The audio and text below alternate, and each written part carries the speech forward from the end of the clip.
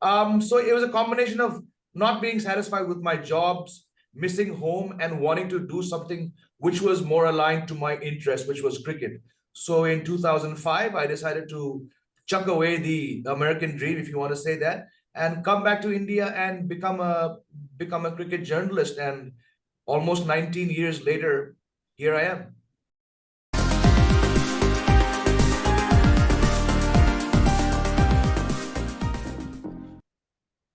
Hello everyone, welcome to another episode of Desi Return. Today I'm really excited to have Jamie on our show. So Jamie was born in India, grew up here in India, and went to US for his college and worked there for a couple of years before deciding to move back to India. He has been living in India since 2005. It's just a lot of insights for someone who spends few years in US and the reasons why he decided to move back to India. And looking forward to the discussion with Jamie. Welcome to the show, Jamie. Thank you, Avinash. Good to be here.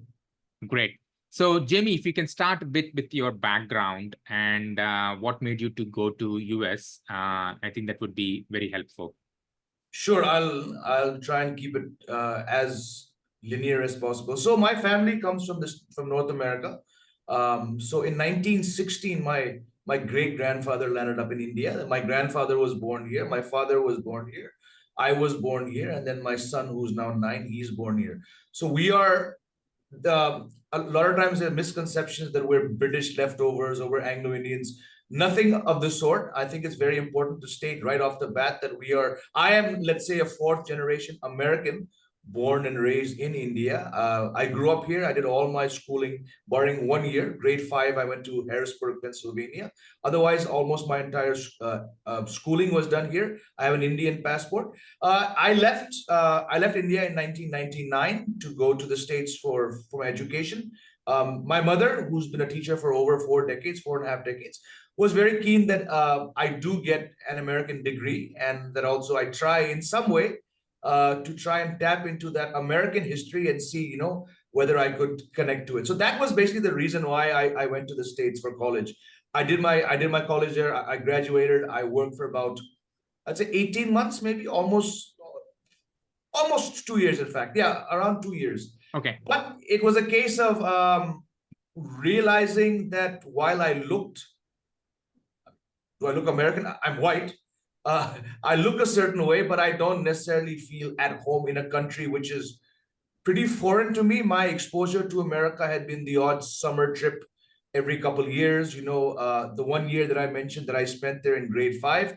Beyond that, America was a place where most of our relatives lived, and you went there and you ate burgers and fries and Cheetos. You watched movies, you got some goodies, and then you came back. Now suddenly being in your early to mid 20s, trying to settle down there, I realized it just wasn't for me. I realized that I was more Indian in many ways than I had been or that I was aware of. I was a bit homesick, and I wasn't happy with my job. I was working for a financial consulting job company. I was spending a lot of time, as many Desis do when you go overseas.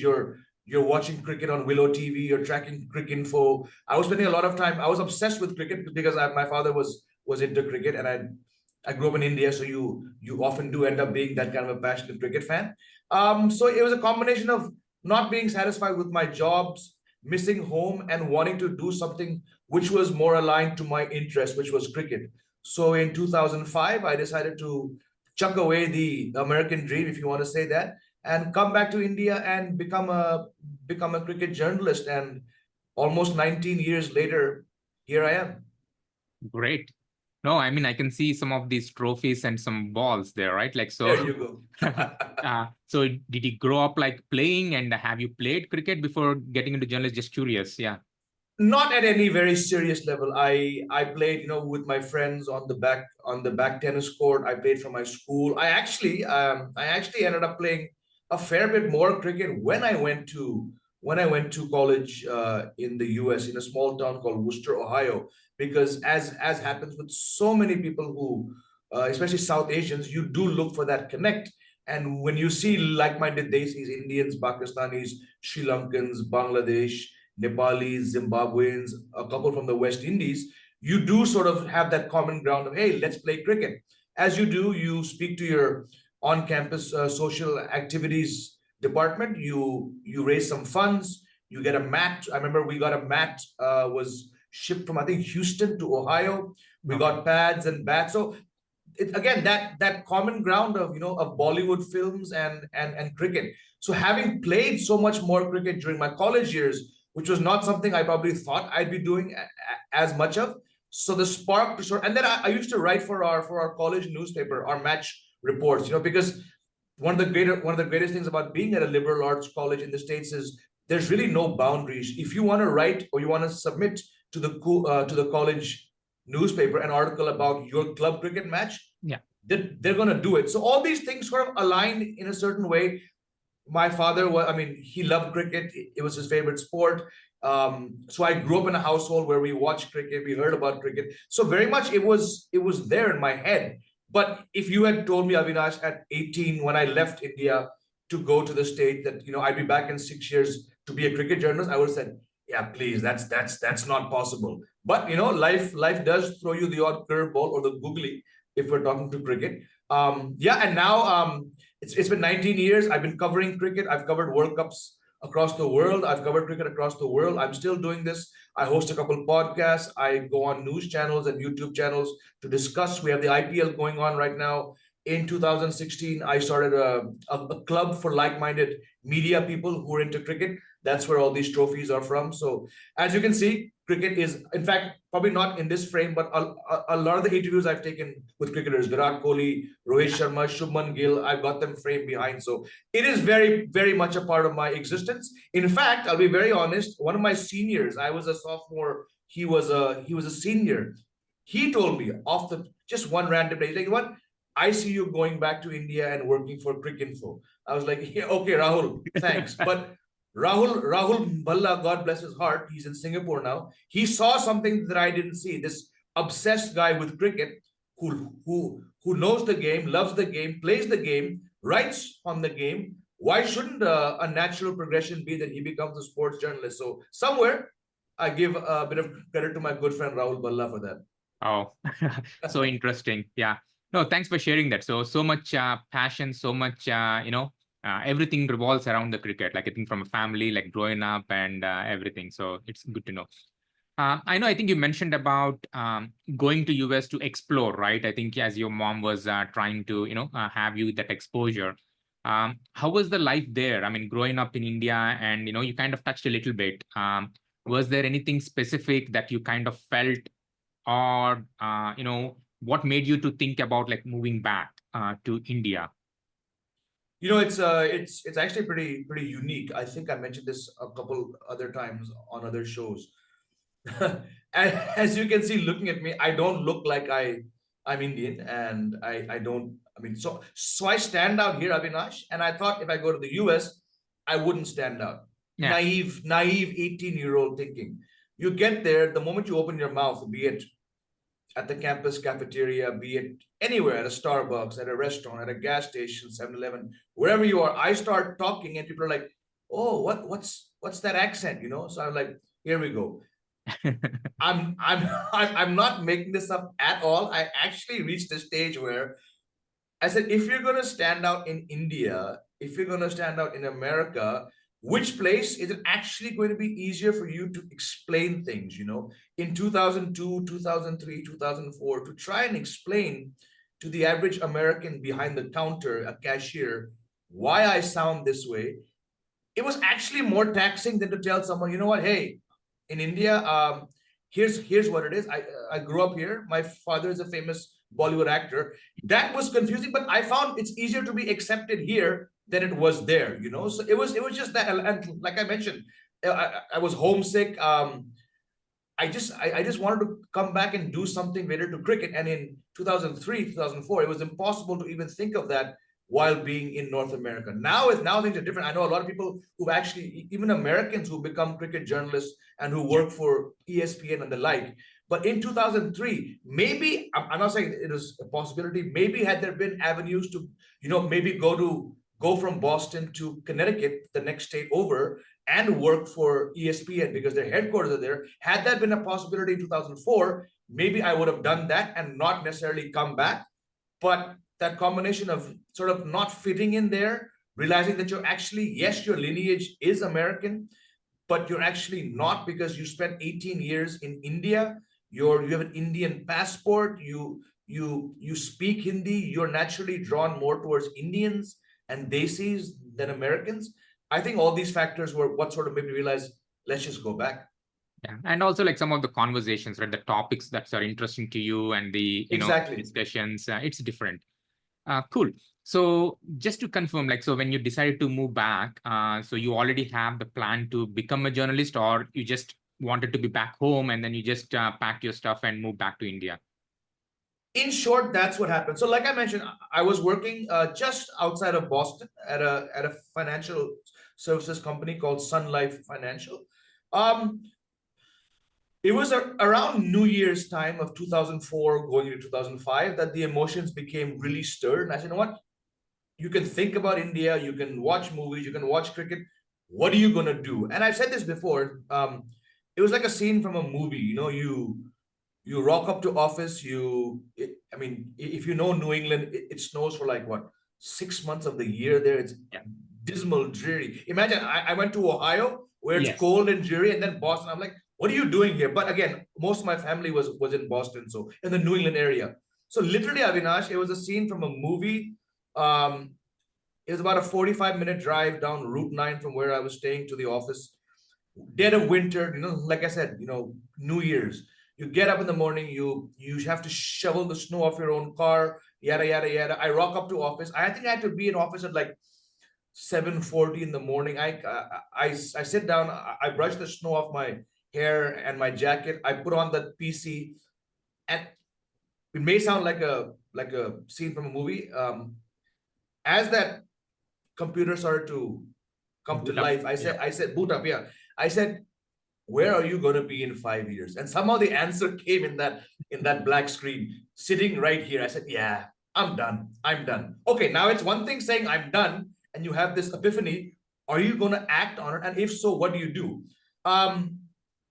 The digital era was well and truly booming in America and the West, but in India, it was still, it was there, but there were very few websites. But Cricinfo, which is now ESPN Cricinfo, was like the Bible for all of us. Like we saw it in 98 in high school in North India. Then it just sort of became this. In fact, even how Cricinfo was started by expats in North America missing the game. So somehow the whole DNA of Cricinfo just appealed to people like me who were in a different country trying to track the games. I said, look, if you want to take this jump and leave and go, I'm saying go back home, but still change countries, change jobs. Yes, you're going back to a familiar country which you miss, but you didn't come to America to become a cricket journalist, right? You could have done that by staying back in India. So this is a very different and a bold jump. If you want to do that, you may as well go to the place which you're most familiar with. That is ESPN, not ESPN back then. It was Wisden Cricinfo. So I hop online. I looked at the applications. They said, we want passionate young people who want to excel in cricket. And they said, you don't necessarily have to have a media communication or a mass comm degree. I said, there you go. Perfect. So I I fixed up my resume. Because I mentioned to you, I used to write things for my school newspaper, and I had those. They're on those floppy drives. So I print out three samples, a CV, a cover letter, why I want to join. As you can imagine, 2003, you have to go to Staples, get it printed out on an A4 sheet, stick it in the manila envelope. So I actually posted these documents to Cricinfo's Bombay office, Chennai office, and Hammersmith London office. Here goes, thinking, what are they going to do? They're not going to get back. They did get back. The editor-in-chief, Mr. Sambit Bal, he got back maybe 6 weeks later saying, oh, great. You have the spark is there. Can you meet me? I said, I think it was like Feb by now. I said, thank you, first of all, blah, blah, blah, blah, blah. As you might have realized, I did mention that I'm in North America. I can't just fly out to meet you. I do have a scheduled trip in the month of September when I'm coming back to Mumbai. I could meet you then, send it off. As I would find out years later, not years later, a few months later, Sambit is very bad with email. Um, he'd write saying, yeah, great, great, great. When you're in Mumbai in September, come and see me. Now, Yeah. that's not enough for me to say, hey, I'm going to become a journalist. No, no, no. Someone has said, come and meet me. Now, I'm a Desi at heart. I know what come and meet me means. Okay. Okay. Anyways, September rolls around. I'm back in Mumbai. I've told my father, he had actually knew Sambit, but I didn't want to use that route. Sambit used to be the editor of various magazines. There's a magazine called Gentleman, and he had commissioned my father to write some sports stories in the early 90s. Sambit probably drew the line, but I didn't even want to use that angle. So, anyways, so I go to the office and I walk in there. I start seeing faces and names that I was very familiar with. I'm like, wow, I hope this works out because I could be in this. Everyone's talking cricket. There's cricket on about 5 TV stations. There's no formal workwear. There's guys wearing cargos and chinos. They're playing softball cricket. I go in there. I meet Sambit.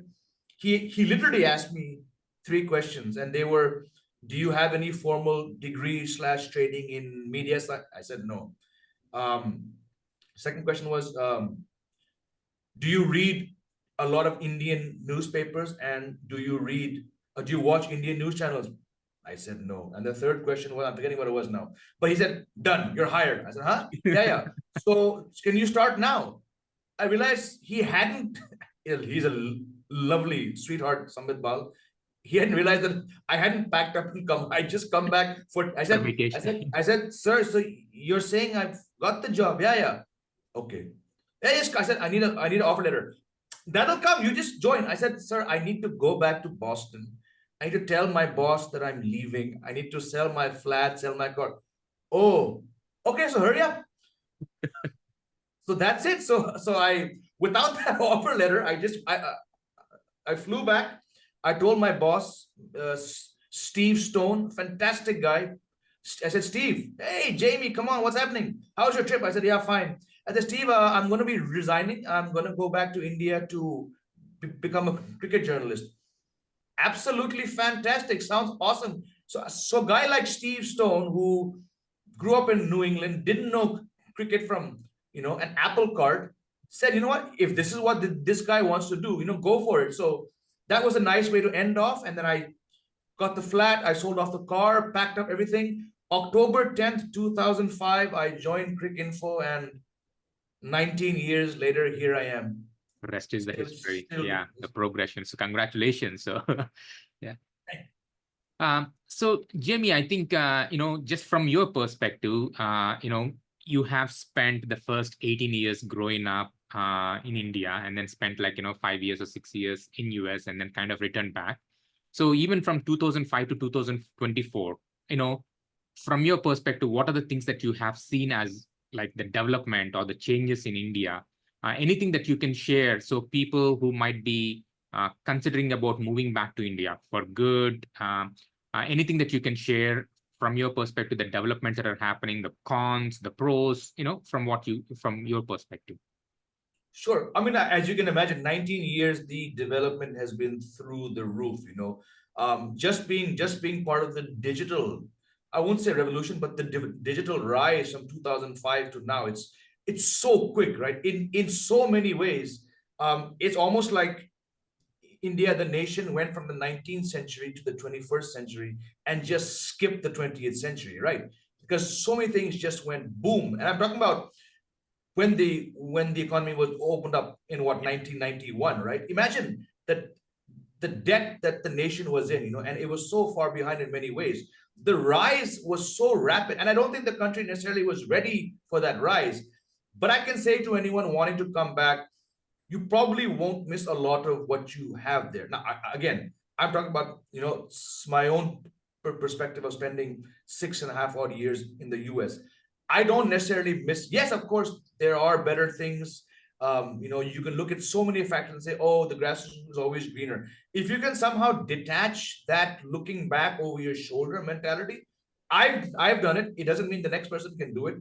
but the opportunities to work, the opportunities to earn a livelihood, I would assume they have gotten far, far better, because the connect between the East and the West, to use that cliche, has actually opened up so much more, from a financial aspect, there's more opportunity. You can get so much more. That said, I mean, there are problems. I live in Noida, where the pollution remains a massive problem. But even the Noida that I shifted to for work in 2011, in 12 odd years, has improved so much that now there's so much opportunity.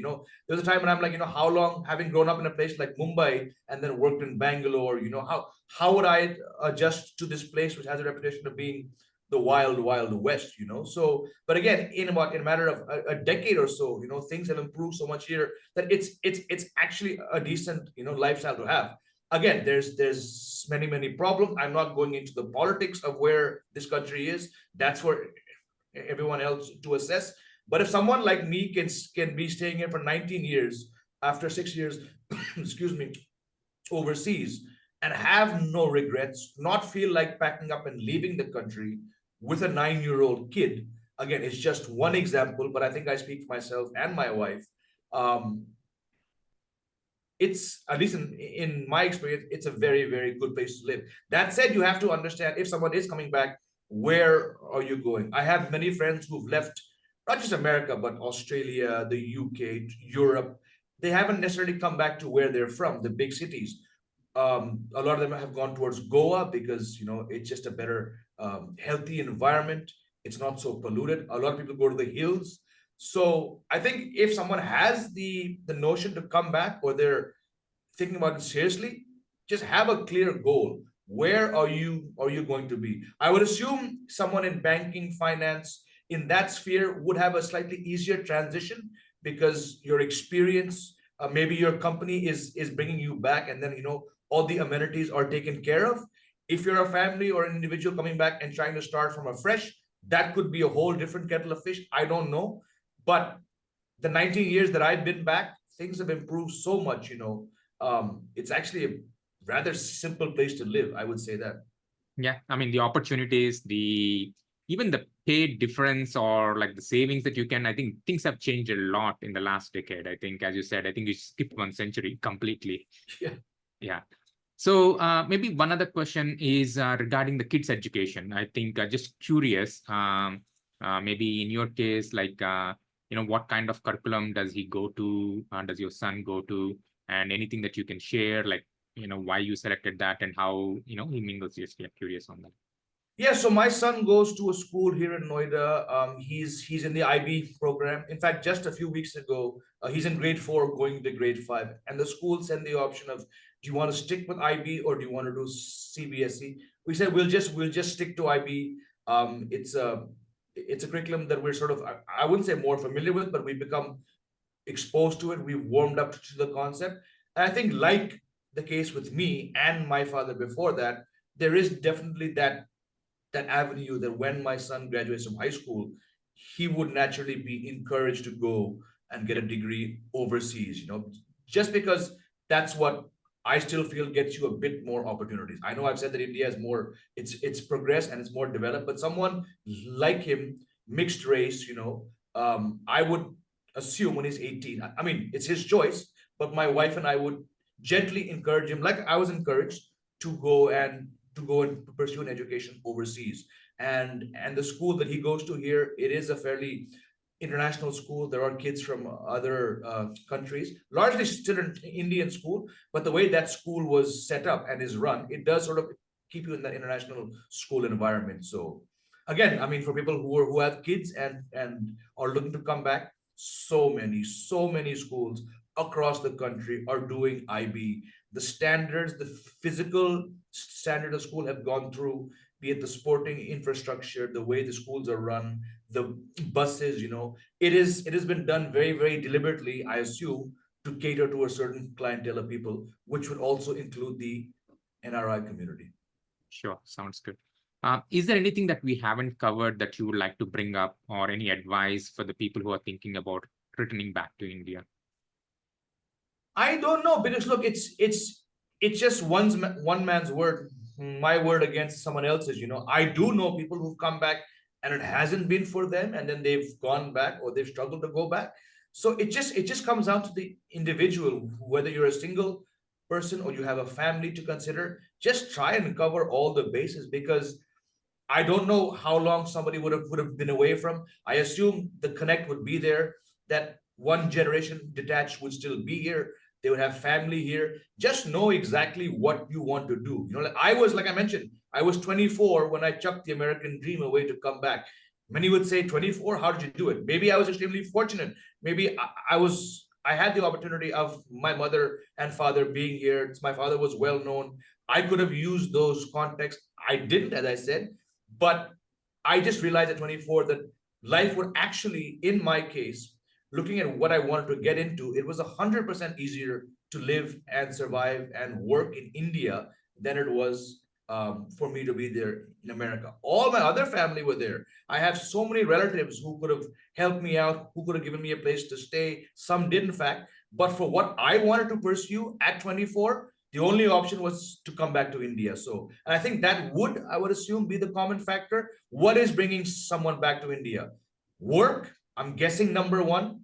Maybe a better lifestyle. I don't know. That's up to the individual, but just be very, very clear in what you want to do. And beyond that, just go for it. Yeah, for sure. Yeah. No, thanks a lot, Jamie, for sharing your story and the insights of your life in India. And it's so wonderful to know someone who is so passionate and enjoying that, right? I think what you really like. So thanks again for taking the time and talking to us today. My pleasure, Avinash. Thank you. This was fun. Great.